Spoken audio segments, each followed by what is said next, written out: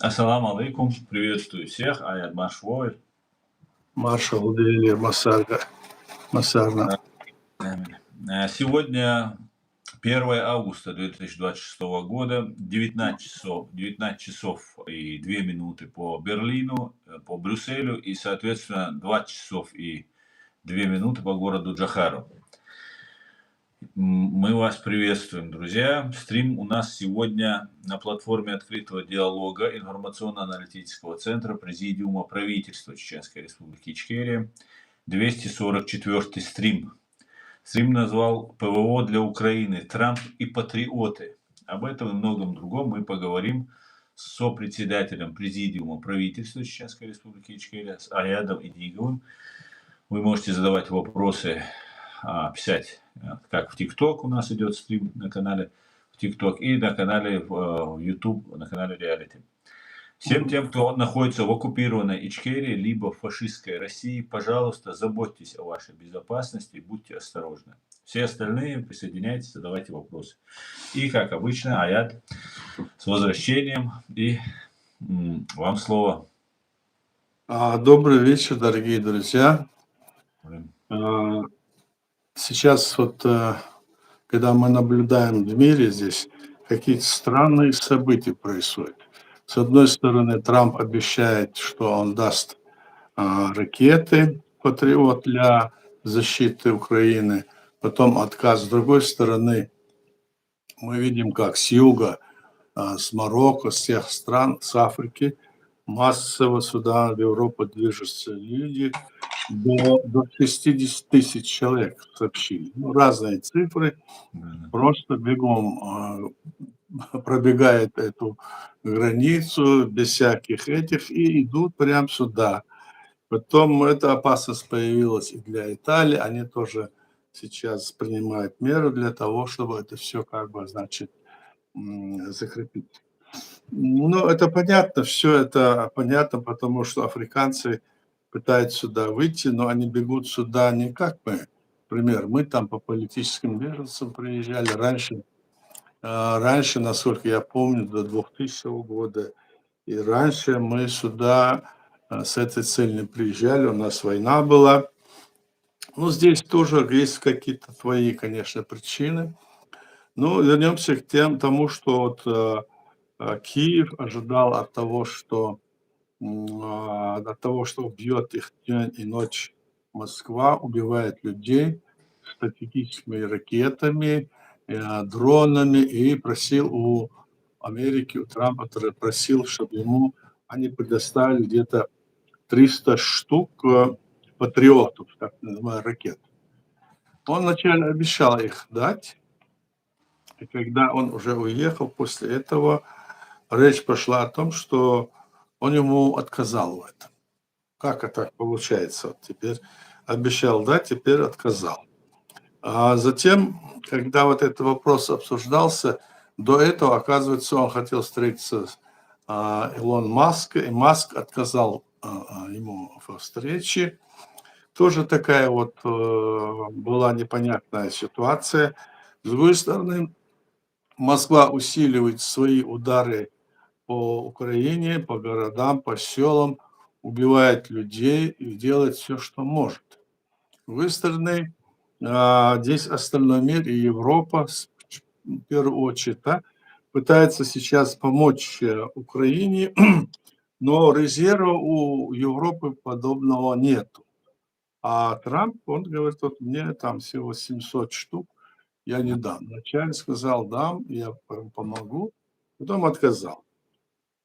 И вот такая ситуация происходит, и мы всегда с вами думаем о том, ну что ж такое, почему вот так вот идет несправедливость вот такая, так? Мы уже забыли о том, что против нас шла вот эта несправедливость против чеченского народа, когда весь мир отвернулся от нас, и нас убивали открыто, значит, Россия бомбила, убивала день и ночь, и вдруг мы это наблюдаем, как потом это пошло против Грузии, потом это пошло против Украины в 2014 году, сейчас снова против Украины. То отдадим, то не дадим, какая-то вот торговля, что ли, в этом отношении. Что это такое?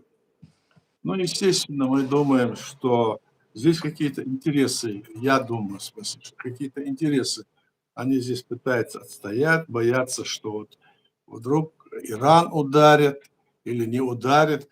Причем тут Иран ударит, не ударит? Ну, давайте делать эти ракеты Патриот у себя. Давайте массово производить их, чтобы они хватили там и здесь. Сейчас на зиму Путин, и они готовятся массово такой удар уже начались. Вот вчера ночью или сегодня ночью по 30, по 40 человек убили, а раненых больше сотни, разрушены снова дома. И вот такая ситуация складывается.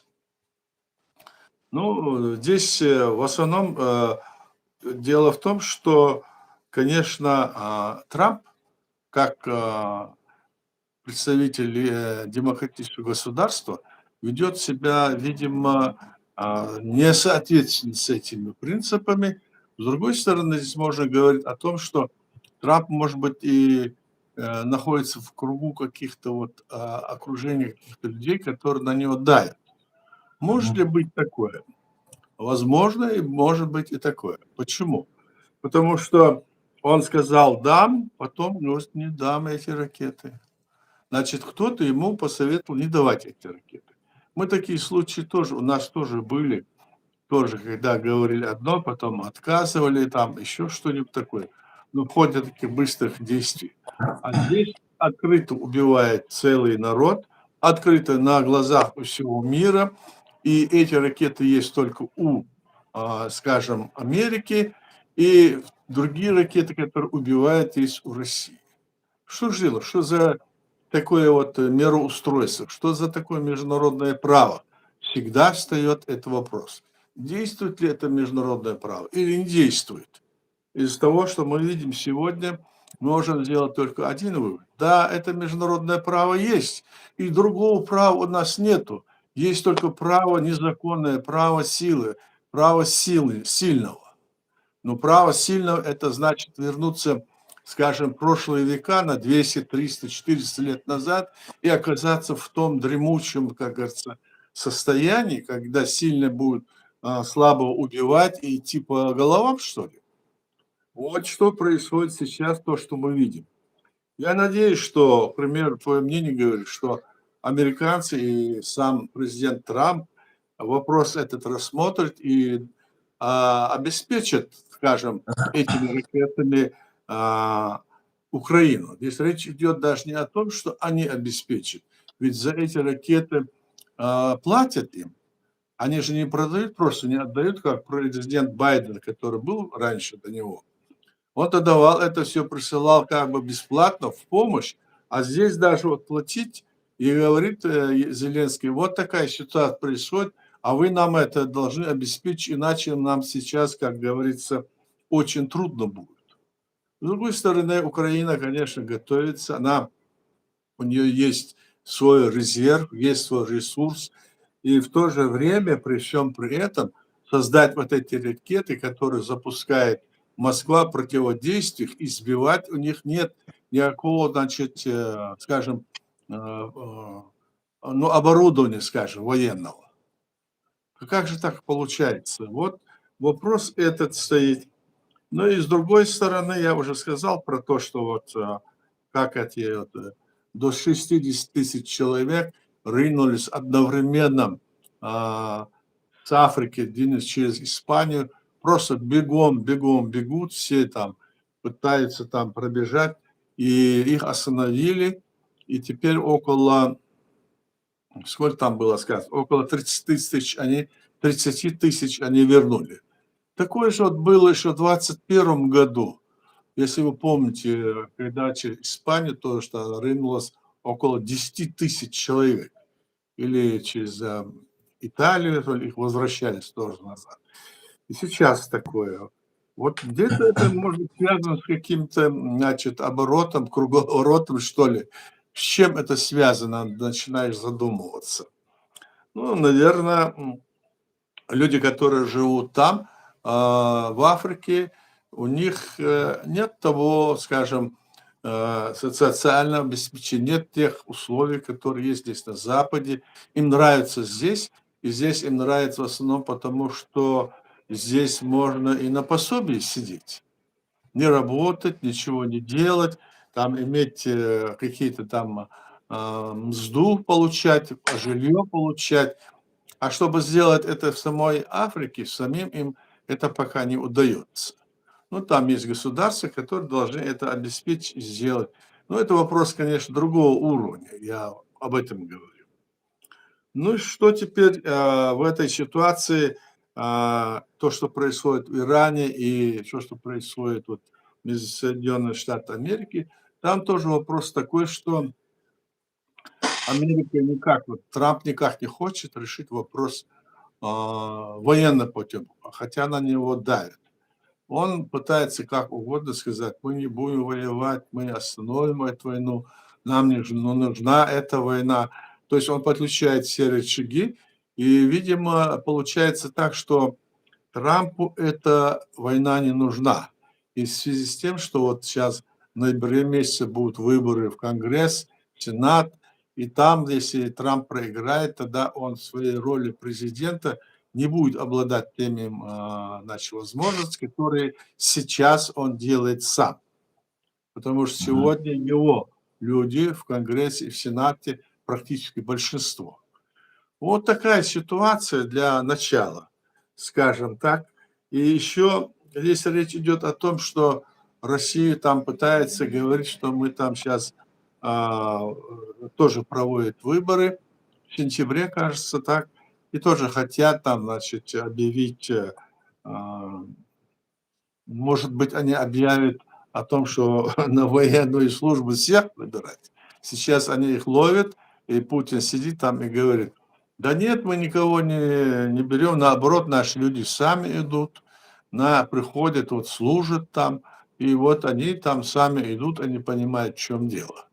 А на самом деле, если они решатся объявить военное положение, и чтобы всех значит, способных таскать оружие направить туда, в Украину воевать, маловероятно, но все равно тоже эта опасность существует для наших людей. Я понимаю, что все люди, которые живут в России, они находятся под этим дамокловым мечом и могут оказаться в этой ситуации. Поэтому им надо, значит, потихоньку или быстро решить этот вопрос, чтобы не находиться постоянно ну, под цепью этой империи, которая может их бросить на этот фронт против Украины, как пушечное мясо.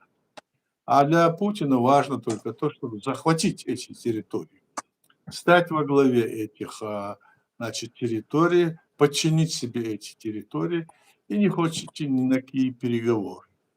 Ну, я на этом закончу пока, Аслан, а там дальше, если вопросы, давайте по вопросам пойдем.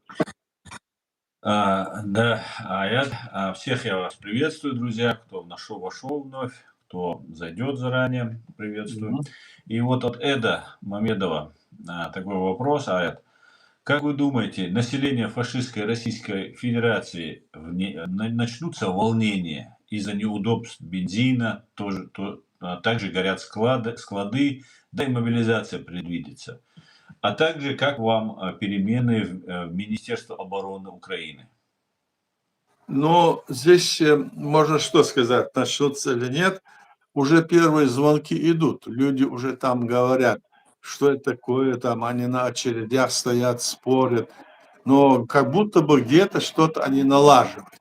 Налаживать нет, снова, значит, Украина бьет уже по другим местам, снова, значит, их НПЗ взрывают, там еще трубопроводы и другие места, но люди уже недовольство проявляют.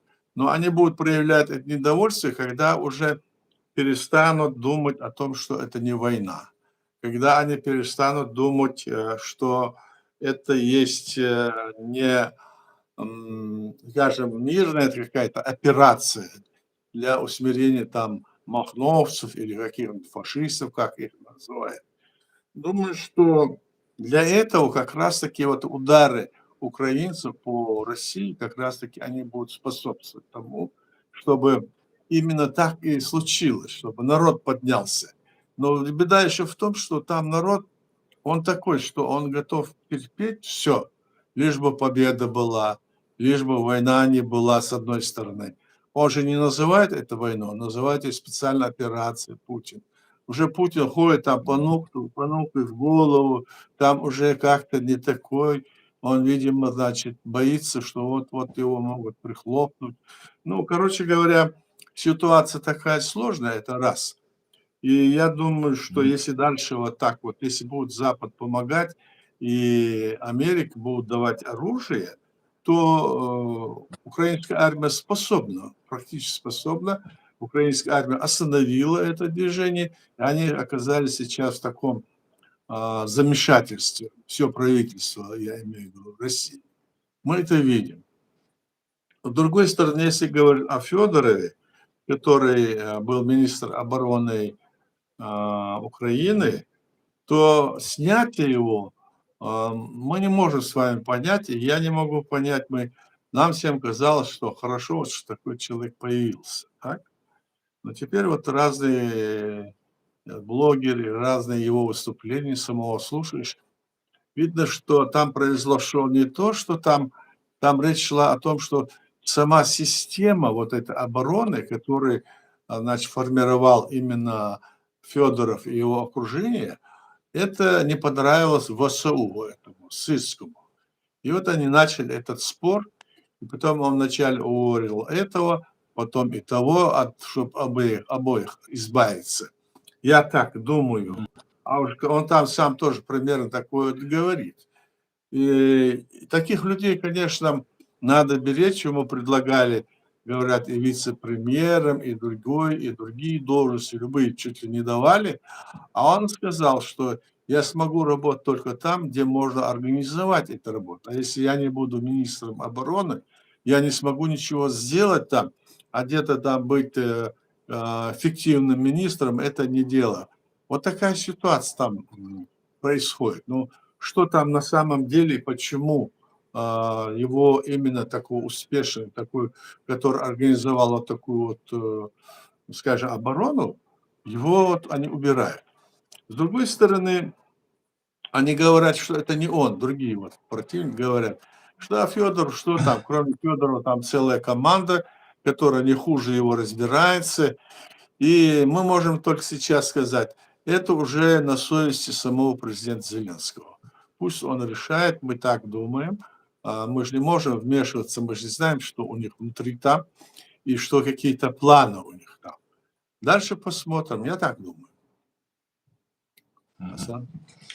Барка, вы вот упомянули по поводу миграционной гибридной атаки на Испанию.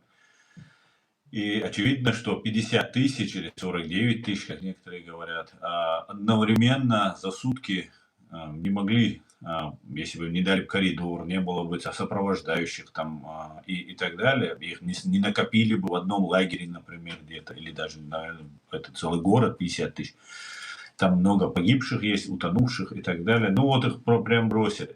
И одновременно вот это испугало весь Евросоюз. Войны там нету, в Марокко не началась война, там массово не бегут от резни какой-то. Видно, что явно делают.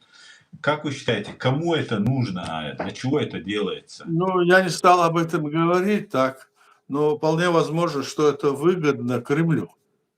Агрессору, это выгодно Ирану, так? Это выгодно Да. силам, которые сегодня хотят расшатать Европу, и выгодно, которые хотят поставить, значит, ситуацию в мире, сказать, что демократические страны, что их надо убрать, надо какие-то другие здесь были системы власти. И здесь, в этой Европе тоже мы видим, и в Германии, и во Франции, и там в других нескольких странах вот эти диктаторские режимы практически хотят прийти к власти. Они могут даже и прийти. Здесь вот такое движение есть. И здесь еще пример того, что вот сейчас президент Трамп делает у себя там, да, это тоже вот в какой-то степени здесь может быть, значит, как пример бывает. Но с другой стороны, там Трамп выступил и сказал, вот я говорил, что вот я там юг отрежу от Мексики. Теперь я эту работу делаю, смотрите, и там это происходит, там это. Но Трамп в этом смысле далеко от Испании, на Европу же эти бегут. И при том, ну, это все видели, как они там открыто, ничего нет, они как что-то не полуголые там трусах, и майках, и бегут. Куда бегут, что они там, непонятно. Странно, молодые люди все бегут. Это как-то организованное, конечно, мероприятие. Я согласен с этим.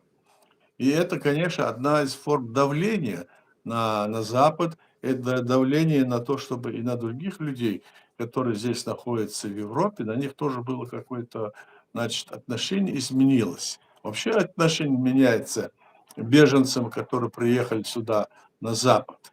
И да, во всем мире вот это, но все равно вот эта миграция, она тысячелетиями, она есть, и ее не остановить с одной стороны. С другой стороны, здесь должен быть порядок. Вот мне так кажется. Конечно. Конечно. Да, это уже не миграция получается там по каким-то Да, политическим, экономическим кризисам, да, а да. чистое Мгм. гибридное оружие, которое применяется. И знаете, Да, какое наблюдение я сделал по поводу... Вот Трамп сказал там на Испанию что-то, Испания сказала что-то против Израиля, и как бы вроде было видно, что у них какие-то там недопонимания друг друга, недовольства друг друга имеются. И происходит вот этот миграционный вот этот наплыв, и одновременно с этим разные ники, в Facebook, там везде начинают писать, вот это типа вам Божья кара, и ники как будто это еврейские, израильские. И одновременно с ними начинают против них говорить, вот вы, евреи, все делаете. Хотя мы знаем, что именно Россия занималась именно вот этим самым циничным, самым коварным, подлым вот этим оружием, миграционным оружием. То есть манипуляция людьми, которые находятся в экономическом, финансовом, политическом очень кризисном положении. И одновременно пытаются, и было бы, если бы это были бы, например, американцы и израильтяне, они бы, например, говорили бы это, например, это русские сделали, еще что-то. А тут как будто специально хотят взять на себя, вот это мы сделать. И, знаете, выглядит это как будто такой первый шаг. И именно поэтому, может быть, Италия ну, и я вот некоторые другие припоминаю, страны. извини, Да, припоминаю, как да, да, через Белоруссию они пригнали туда очень десятки тысяч, что да, ли, этих, я не знаю, какой там, то ли они были иракцы, то ли они еще другое-то, да, да, да, и да. тоже пытались там Литвы, да, прорваться, но они не дали. Года два не назад. дали, не дали. Да?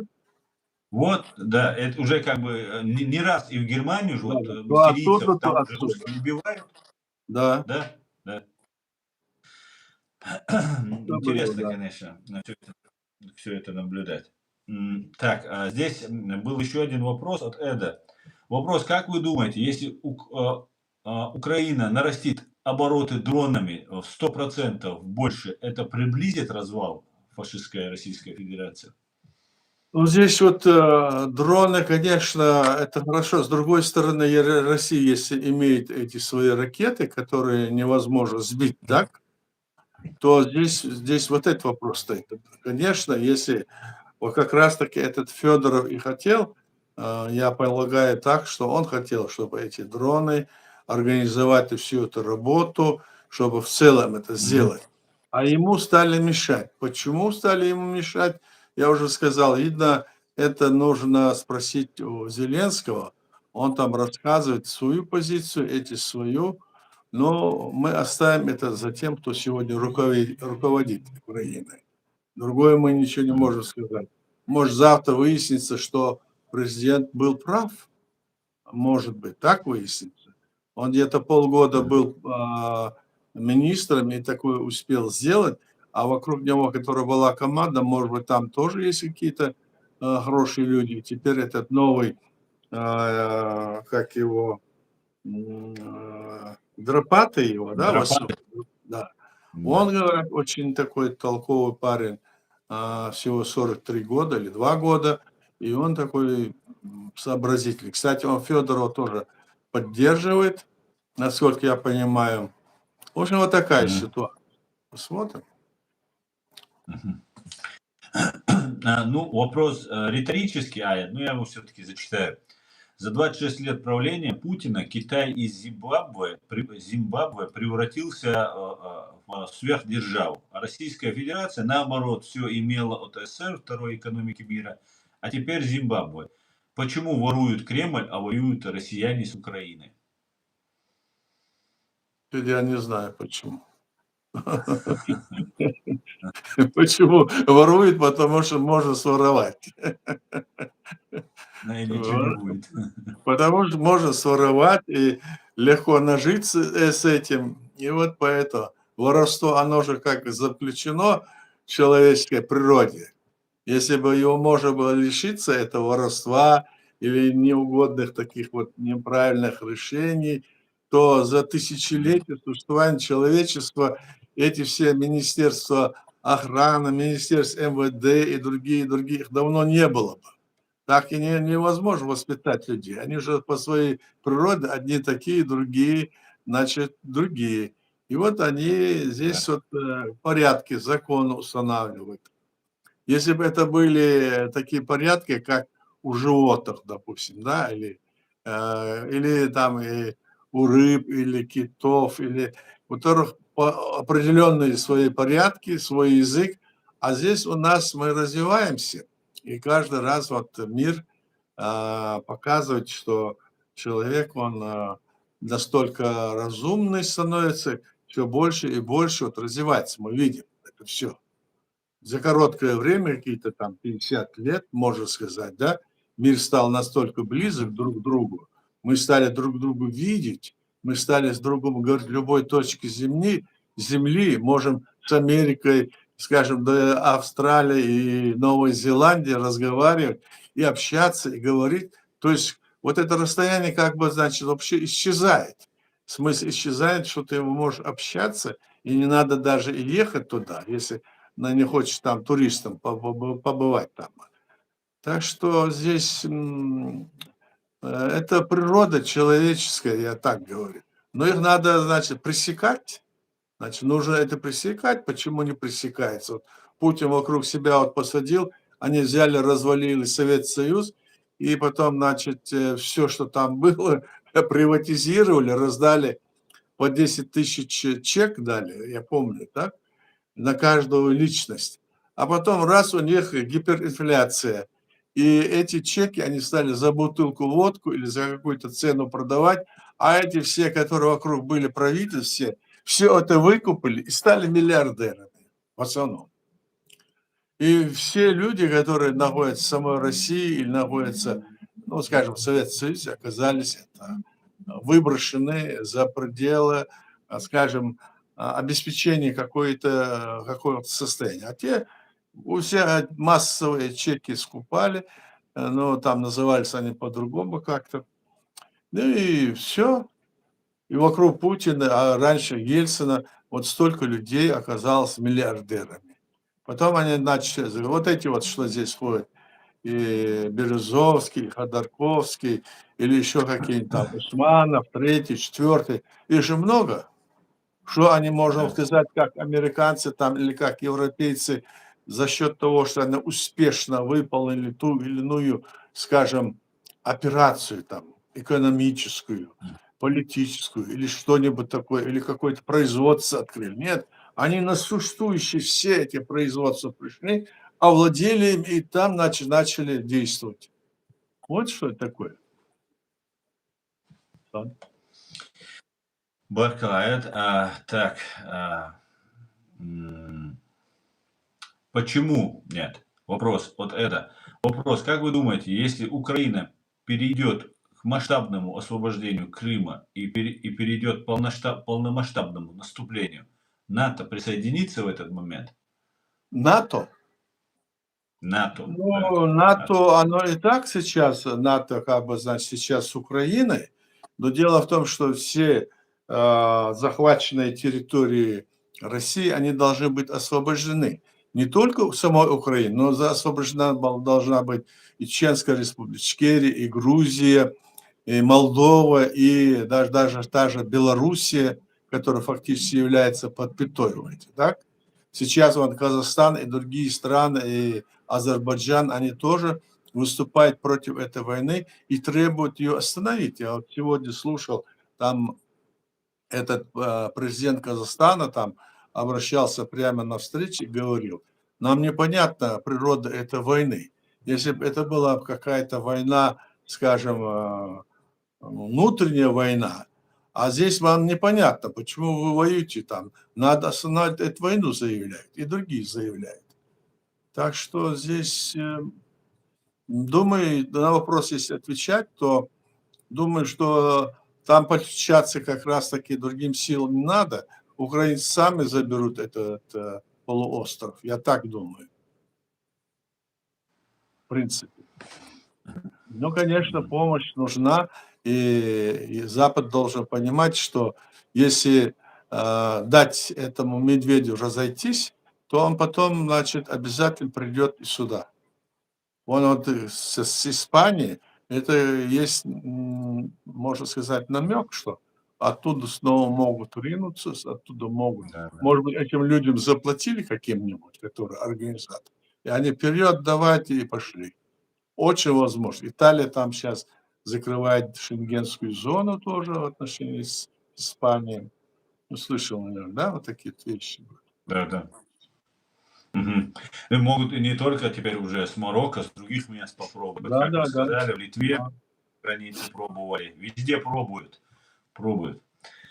Гады. Так, тоже вопрос от Эда. Хочу всем напомнить, Ичкерия не участвовала в приватизации фашистской Российской Федерации, ну, собственности Советского Союза.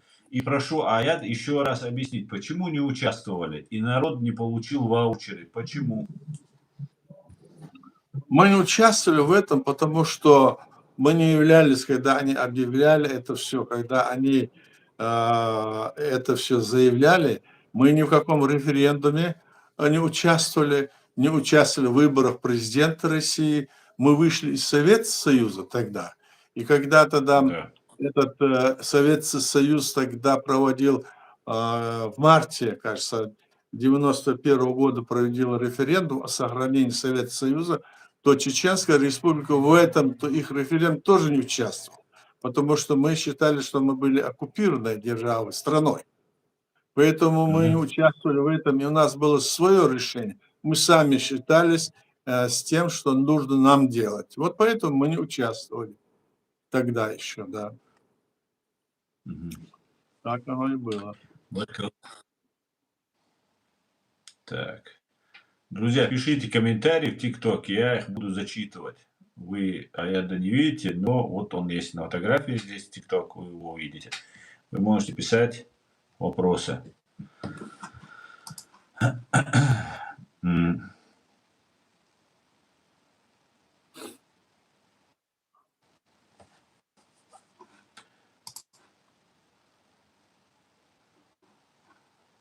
Так.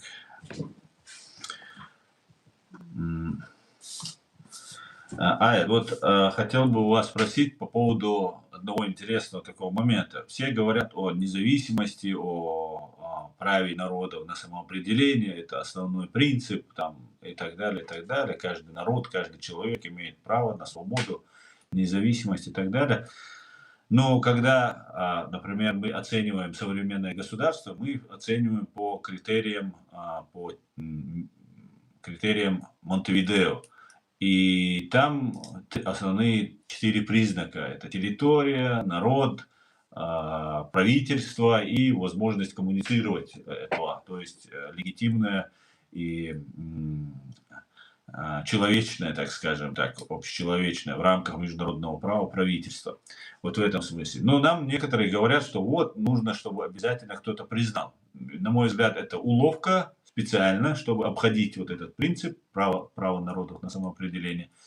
А не получается ли, если кто-то, хотя Ичкерию признали и Грузия, и Афганистан, и турецкий Кипр, и сейчас Украина, но эти моменты постоянно игнорируются.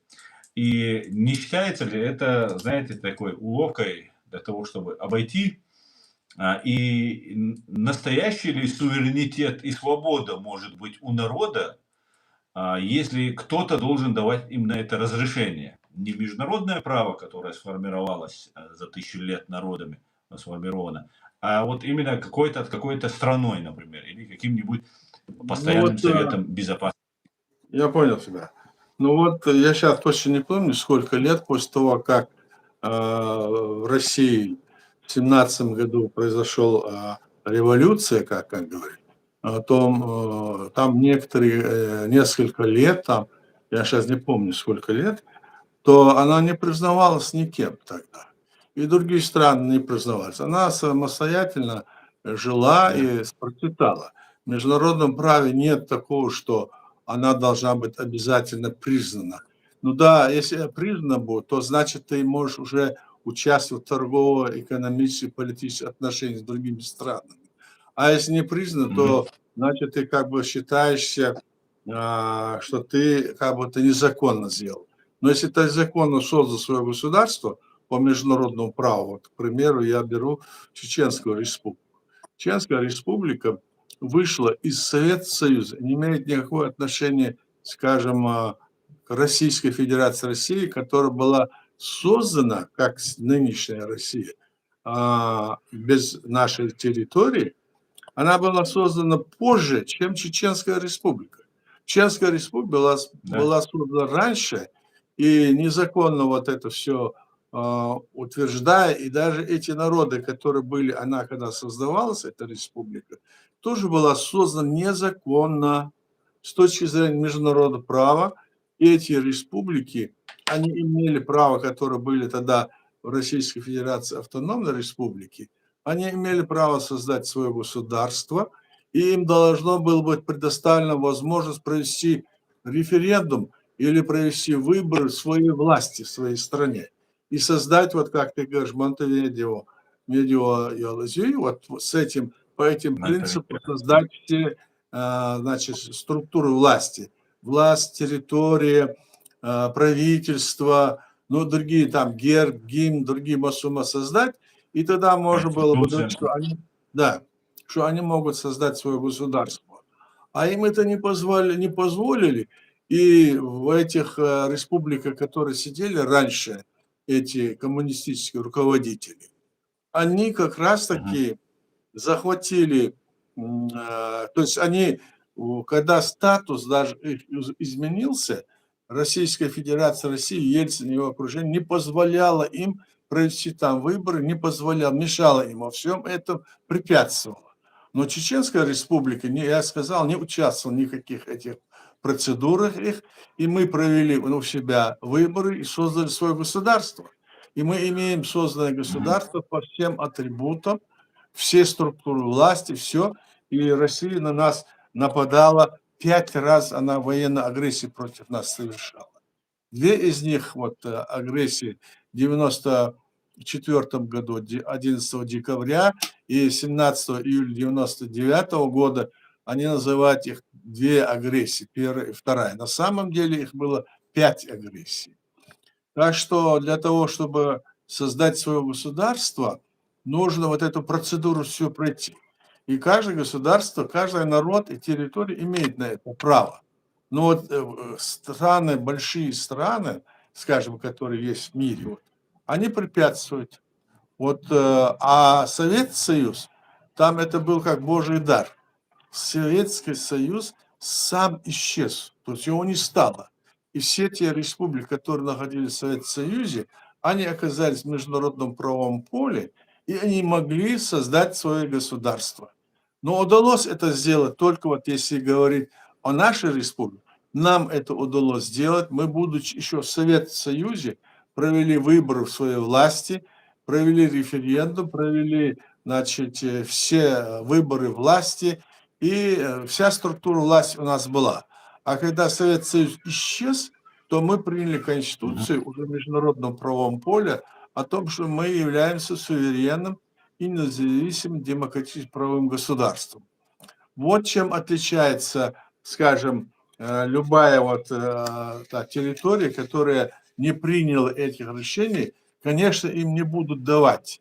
И да, как будто написано в международном праве это сделать. Вот мы как раз вот этот вопрос решили, и что Мгм. после этого против нас вот столько вот раз было нападений, столько войн было, столько было убито людей, и до сих пор пытаются нас всячески загнать. И здесь даже на зарубежье разного рода самозванцы здесь находятся, с этим самозванцем их поддержит Россия, их пытается где-то вытащить, дать им возможность, а против закона легитимной власти, которая есть у чеченского народа, то есть президент правительства Чеченской Республики Ичкерия, они пытаются как бы уйти в сторону. Поэтому эти моменты надо учитывать обязательно. Barklājat, tā kā manās valiks lama švoļ, асамбек машволь, или салам машволь, шавига машволь. Так, Эд пишет по поводу вот, приватизации. Комментарий у него.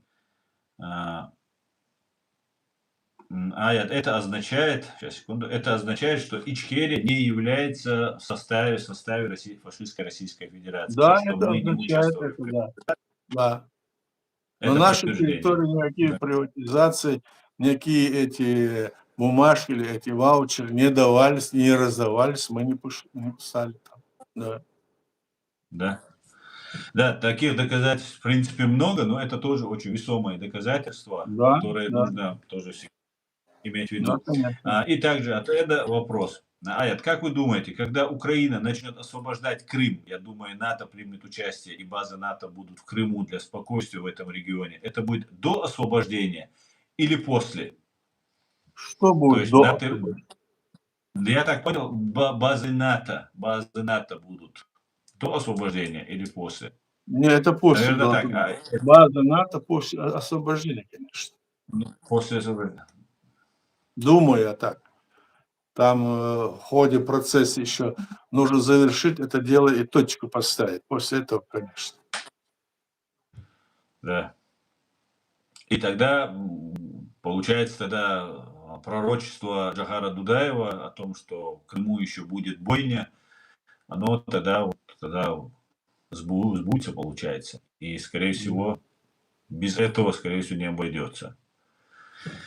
Это священная, святая земля Крыма, красивейшее место на земле. К большому сожалению, очень часто утопали в крови. Очень часто. Так,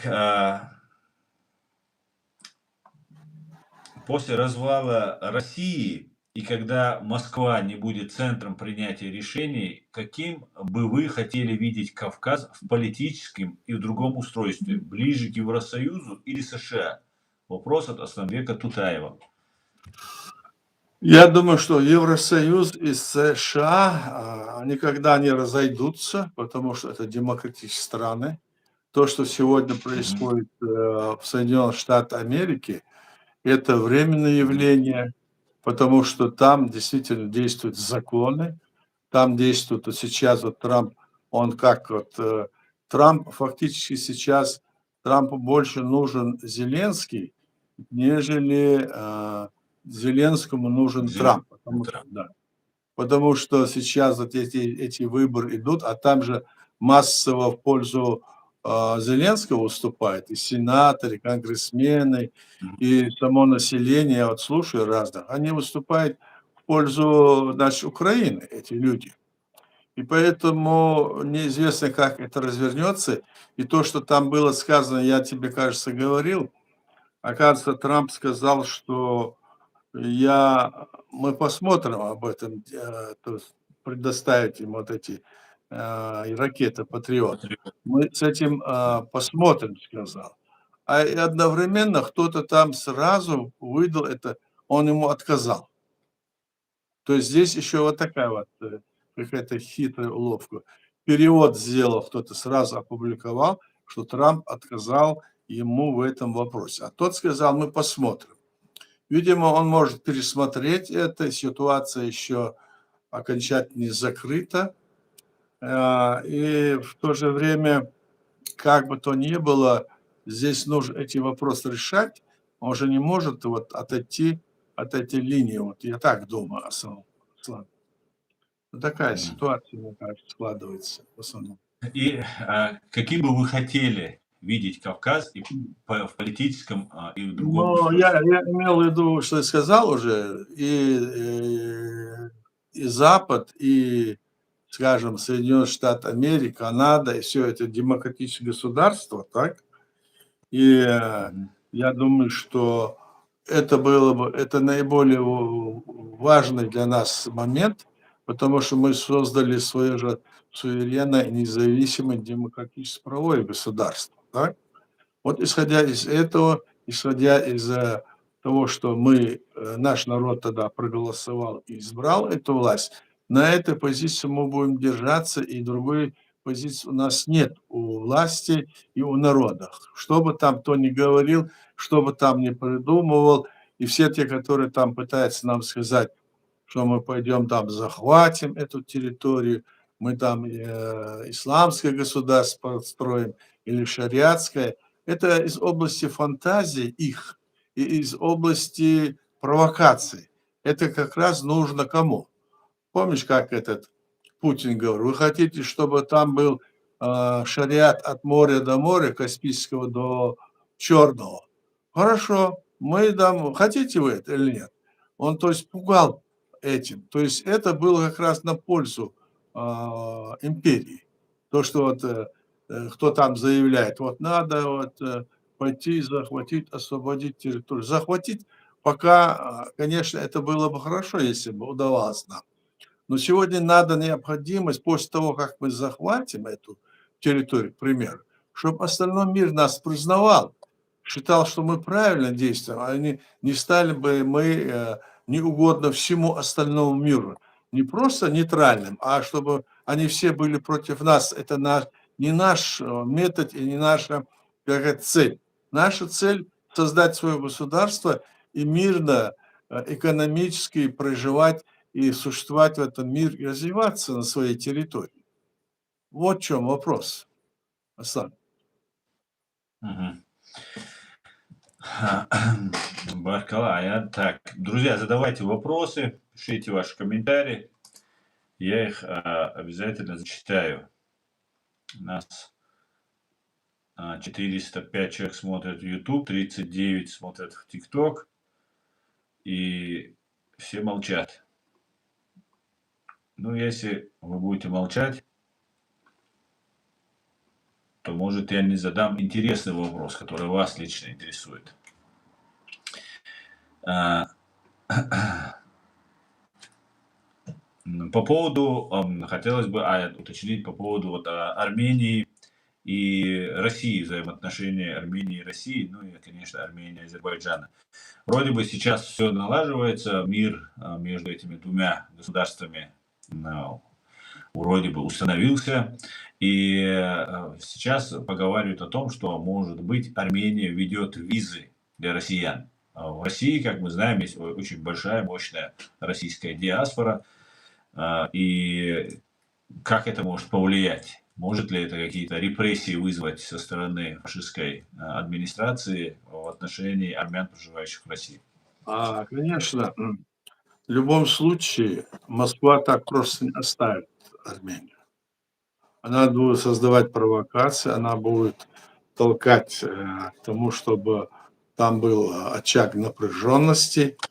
А это как раз нужно, кому это нужно? Это как раз нужно Ирану, это нужно Китаю, это нужно России. Поэтому этот очаг может там быть несколько, и притом есть некоторые государства на Западе тоже, например, даже это Мгм. Франция, они как-то считаются, что этот вопрос они как будто решат, или они хотят проявить, сказать, что они там в этом вопросе лучше разбираются, может быть, так? Но если брать с Мгм. точки зрения международного права, развала Советского Союза, то есть, то это распределение, то, что было сейчас сделано по Карабаху, это как бы, значит, с этим совпадает. Поэтому на этой основе они и, хотя они и считают ее своей территорией, но на этой основе это все вопросы решались. А России мы видим, а у нее нет никаких ни пределов, ни это. Она лезет прям, как говорится, везде и всюду. Он хочет захватить тех, хочет этих захватить. Ведь Россия только лезет, другая страна же не лезет. Она устраивает вот эти все бойни, эти убийства людей. Это империя вот это все раскручивает. Даже Китай не лезет с этим вопросом. Он там действует экономически, там политически, пытается там то-то, то-то, то есть на торговом уровне воевать, так? А этот просто открыто хочет зайти, все захватить, все уничтожить, забрать. Мы же видим это, что происходит. Так что здесь Мгм. другая ситуация, мне кажется. Эд задает вопрос. Аяд, вы думаете, Аяд, мы знаем, что вы являетесь другом, братом, единомышленником Джахара Дудаева. Как вы думаете, когда и как закончится эта война? Ну, если судить по тому, что сказал вот на днях этот Путин, еще 3 года он Мгм. дает этому делу. Еще 3 года. Вы слышали, что он сказал, что еще на 3 года мы планируем эту войну, значит, закончить? Путин заявил. А я так Мгм. думаю, Три что года. если да, я так думаю, если бы, действительно вот это все, что происходит, не полумерами, не скажем, помощью или открыто там они везде все делают, ну да, дали бы оружие, дали бы это все. Потом говорят, причина там в том, что, мол, они не хотят давать это оборудование, не хотят, чтобы они сами, эти патриоты, там производили в Украине, иначе они потом это развернут против нас, направят. Вот такие провокационные разговоры идут, ну а какой там, они как направить? Украинцы, что ли? Украинцы, у них, может быть, форпостом, скажем, против всего остального там азиатского мира, может быть. Наверное, это должно быть так, мне так кажется, да? А здесь получается что-то не так, почему они не дают оружие. Может быть, действительно не хватает. Но почему вначале говорить дадим, потом не дадим это оружие, в смысле это ракеты. Если бы эти ракеты Мгм. были бы, они могли бы все, что там засылают им, сбивать их. Дроны они и так сбивают, а могли бы вот эти ракеты, которые запускает Кремль, сбивать у себя. В этом смысле и потом активно могли бы, значит, захватывать, освобождать свои территории. И так вот имею в виду это. Вот Мгм. здесь вот такое направление.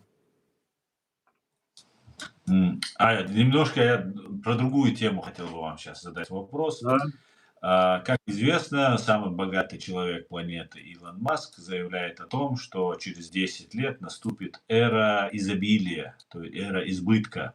Он даже утверждает, что через 10-20 лет уже не нужно будет пенсии, потому что накопительством заниматься, потому что деньги будут вам просто выдавать, и все будет фактически роботы производить, все будет бесплатно и так далее. И еще утверждает, что мы будем жить там до 150, до 200 лет, буквально через 10-20 лет. И когда я его слушаю, ну, по поводу долголетия, об этом коммунисты не говорили, но именно то, что будет все бесплатно, все будет при коммунизме, все будет хорошо и так далее, вот это очень сильно напоминает то, что говорили коммунисты. И мы знаем, что после того, как они, большевики, пришли к власти, Россия погрузилась, и весь мир потом погрузился в террор, убийства, геноциды и внутри, и снаружи вот этого фашистского образования. Как вы считаете, Аят, когда такие вещи начинают говорить, этому можно верить? Или же это тоже нас может привести, нас к чему-то готовит и подвести под что-то, обещая очень а, хорошее какую-то большую я когда-то вот поход. помню, когда мы приехали, жили в Казахстане, я там учился, я Мгм. там родился, так. Ну и когда Мгм. приехали там то на казахском языке, то на русском, то снова на казахском. То есть почти не было учебы, где-то 3 класс у меня был, 4. И когда мы приехали в Грозный, то мой отец попросил наш учитель, чтобы он меня дополнительно давал, она давала уроки. Ну и там у нас были какие-то условия, и она давала дополнительные уроки, и уже я стал лучше учиться, помню. По русскому языку уже я получал 3, потом 4, выше не поднимался, но все равно.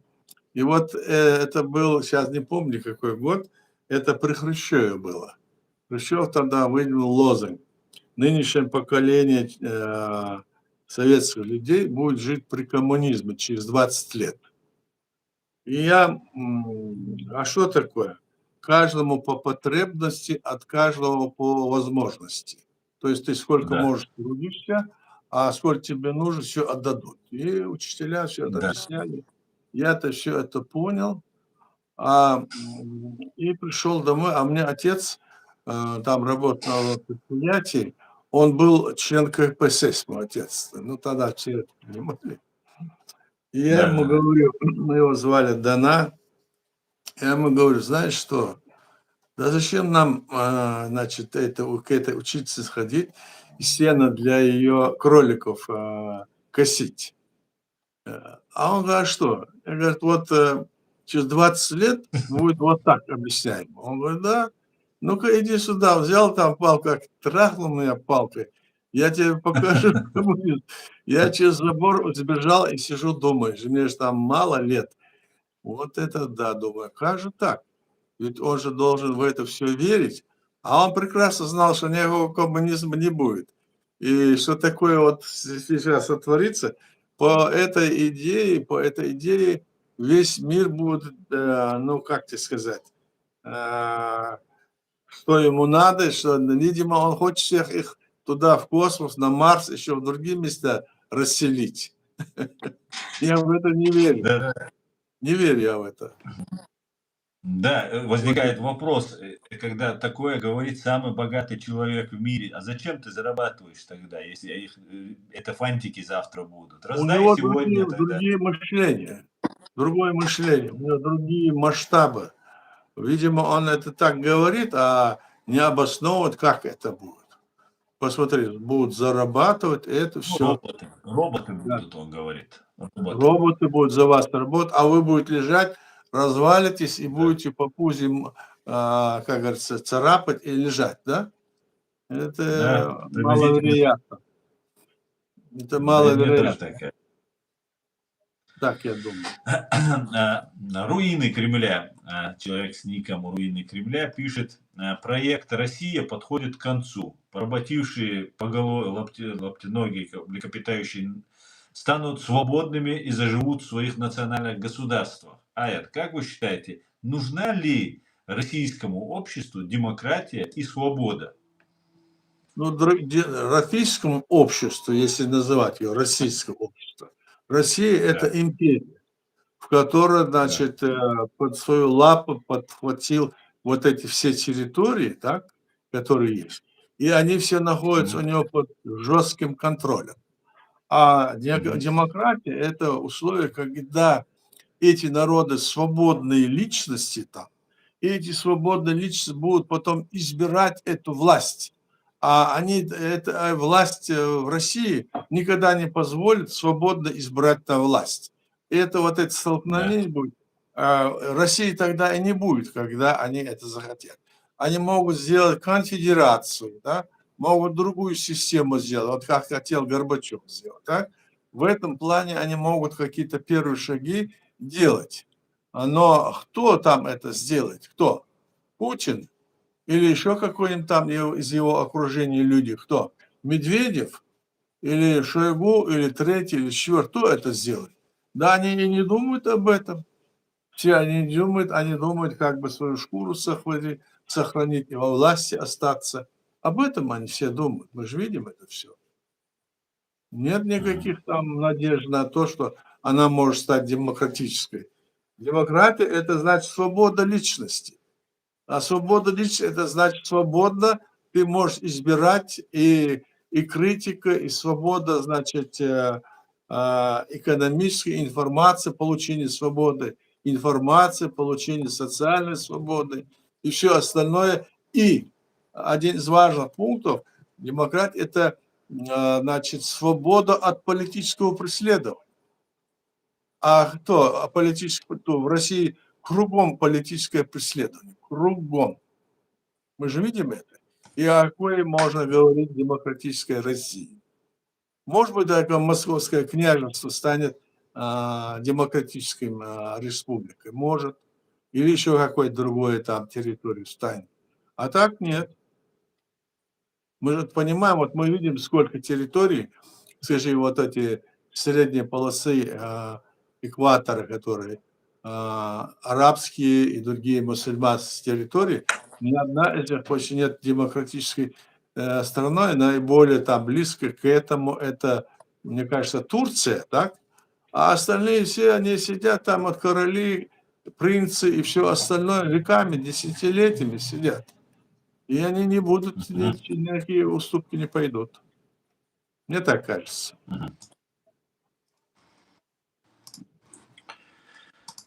Так, руины Кремля говорят, демократия – це влада демосу, то есть народу, а не охло. Ну, вот этот, который задал вопрос вам, руины Кремля, с ником руины Кремля, он пишет, демократия – це влада демосу.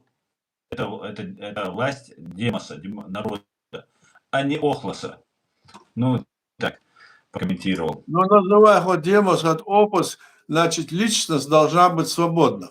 Каждый рожденный человек, он должен быть свободным, получать информацию, передавать информацию, и свободу от политического преследования, и экономическую свободу минимальную. Вот это заложено.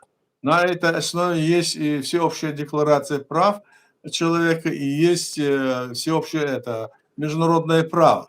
Оно не соблюдается в должной мере, да, это мы видим, так? Но как нам сейчас быть в этой ситуации? А если говорить о России, это невозможно. В этой ситуации, которая есть, она не сможет переформатироваться. Так я думаю. На FG, с ником человек пишет, Аят Аслан, если Илон Маск хочет построить коммунизм на роботах, почему Маска и Трампа волнует ситуация в Испании с мигрантами из Африки? А их это волнует, потому что они говорят неправду, во-первых, что никакой коммунизм они не построят, да? А во-вторых, они говорят об этом, потому что им хочется сказать, вот я был прав, я вон там строю эту китайскую стену, которая закроет любых беженцев, которые идут с Мексики, пройти сюда. Мы не дадим без нашего контроля. И в данный момент ему важно то, что происходит сегодня и в ближайшие 2-3 года. Поэтому он это говорит. А Маск какой построит там? Ну, посмотрим, что он может. У него 1 триллион там долларов, к примеру, да? Но это же не значит, что он может... Ну, посмотрим, что он говорит. Но, по крайней мере, для того, чтобы вот создать такое общество коммунистическое, каждому по потребности, от каждого по возможности, то получится, что тогда все будут работать. Там сейчас тоже вот эти еще, которые бегут сюда, они же бегут сюда для чего? Для того, чтобы здесь вот получать эти, пособия и не работать. Ну, большинство, я так думаю, если по большому счету. А если по-честному, то, может быть, некоторые и бегут, потому что им там трудно, их преследовать. А с другой стороны, могут их, как мы с тобой говорим, и как я говорю, что это провокация, которая, значит, как раз-таки может быть организована этими силами, которые сейчас как раз кстати стало для самого Трампа сказать. Вот видите, они что делают. А я обязательно дострою эту китайскую стену. Ну, образно я говорю. Так что вот такое дело. Баркал, Аят Дейрейсфуль, мы уже больше часа в эфире. Вопросов больше я не вижу. И, в принципе, на этом наш стрим сегодняшний подходит к концу. Баркал, Дейрейсфуль, Аят, спасибо вам большое. Было очень интересно. Спасибо. Во вторник, я надеюсь, мы снова сможем, как обычно, выйти в эфир уже на русском и чеченском языках. Спасибо всем, Баркал, кто нас слушал. Давай. Аминь, аминь. Всем спасибо, друзья. Всего самого хорошего. Аникер Маш Ой. До свидания.